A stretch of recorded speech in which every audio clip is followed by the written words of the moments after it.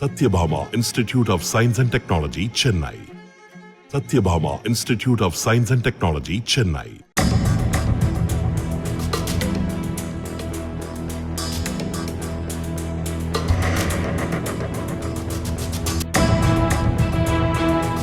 H1N1 எனப்படும் பறவை காய்ச்சல் கேரள மாநிலத்தில் இருந்து தமிழகத்திலும் தாக்கத்தை ஏற்படுத்தலாம் என்று அஞ்சப்படுவதால் முன்னெச்சரிக்கை நடவடிக்கைகளை தீவிரப்படுத்துமாறு அனைத்து மாவட்ட பொது சுகாதாரத்துறை அலுவலர்களுக்கும் அத்துறையின் இயக்குனர் உத்தரவிட்டுள்ளார்.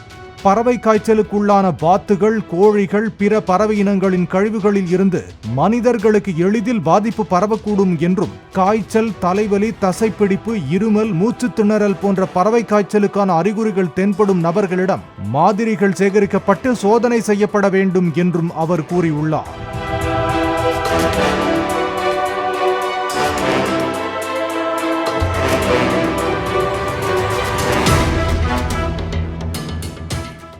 Satyabhama Institute of Science and Technology, Chennai.